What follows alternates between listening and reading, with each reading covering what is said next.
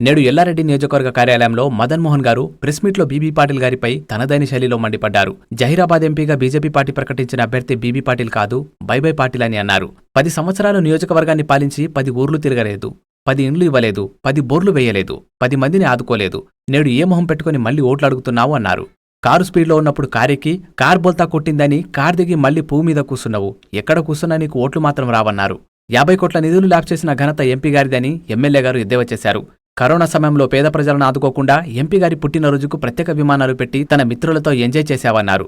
MP గారికి సొంత business మీద ఉన్న ఆసక్తి ప్రజల మీద ఉండదన్నారు. గాంధారి మండలాన్ని దత్తత తీసుకుంటా అన్నావు, నువ్వు గాంధారి మండలానికి చేసిందేమిటి అన్నారు. పట్టుమని 10 ఊర్ల పేర్లు కూడా తెలియదు. తెలుగు మాట్లాడడానికి రాని వ్యక్తి మనకు ఎంపీగా రావడం మన దురదృష్టమన్నారు. ఎంపీ ఎన్నికల్లో కాంగ్రెస్ కి ఓటేసి బీజేపీని, ఈ బిజినెస్ పార్టీల్ని ఇంటికి పంపాలని నియోజకవర్గ ప్రజల్ని కోరారు.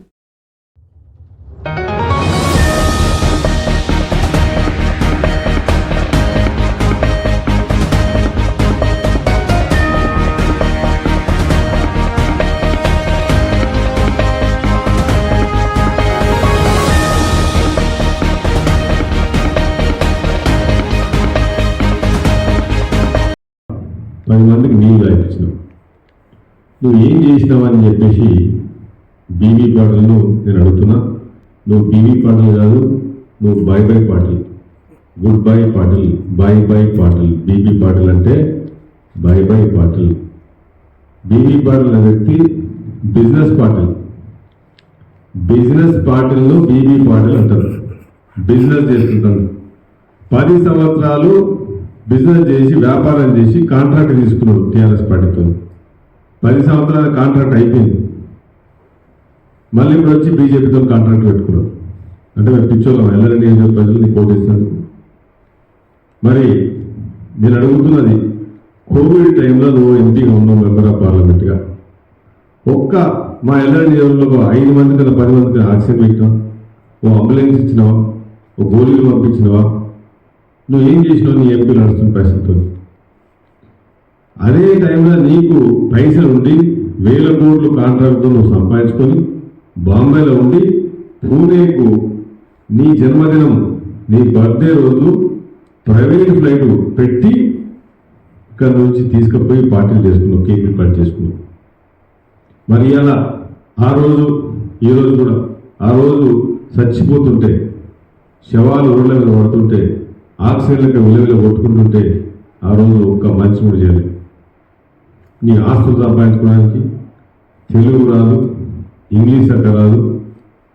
నువ్వు పార్లమెంట్లో ఒక్కసారన్నా ఇళ్ళ గురించి అడిగినావు? ఎలాంటి ఇలా పాములు తేళ్లుతో తిరుగుతున్నారు, పబ్లిక్ పడుకుంటున్నారు, చీరలు కట్టుకున్నారు, దర్వాజాలు లేక చీరలు కట్టుకుని బతుకున్నారు, మోడీల ముందు బతుకుతున్నారు.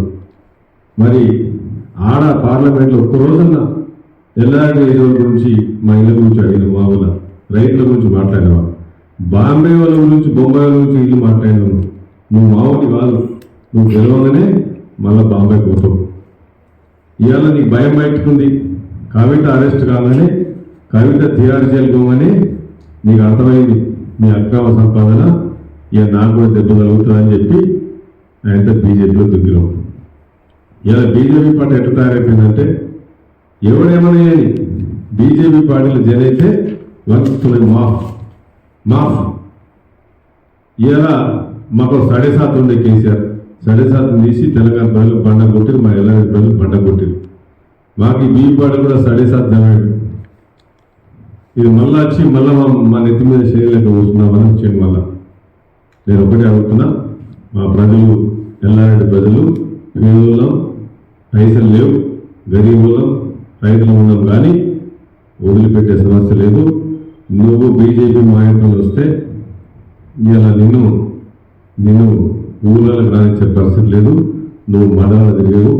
ఒక్కరోజు ఒక జడ్పీ సమావేశం కానీ, ఒకరికి ఒక పిల్లగానికి ఉద్యోగం కానీ, ఒక పరామర్శ కానీ, ఒక రైతుల ఆత్మహత్య చచ్చిపోయింది, నువ్వు రాలే.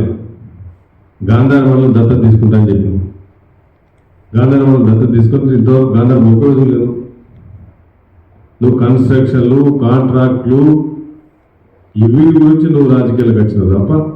నేను ఒకటే అడుగుతున్నా, 2014 కంటే ముందు నీ అఫిడవిట్లో ఉన్న ఆస్తులు ఎంత? ఇవాళ మొన్న ఇప్పుడు మళ్ళా అఫిడవిట్ పెట్టబోతున్నాం. ఇప్పుడు నీ ఆస్తులు ఎంత యాడికలు వచ్చినాయి? ఎంపీని అడ్డం పెట్టుకొని మా పేదోళ్ళు ఓటేస్తే మెంబర్ ఆఫ్ పార్లమెంట్ చేరి నువ్వు ఆడ సెంటర్లో పోయి రూరల్ కాంట్రాక్ట్లు తీసుకుంటావు, 1000 కోట్లు అక్రమాస్తులు సంపాదిస్తావు. కానీ మా వాళ్ళ మీద నీకు ప్రేమ లేదు. నేను ఒకటే చెప్తున్నాను,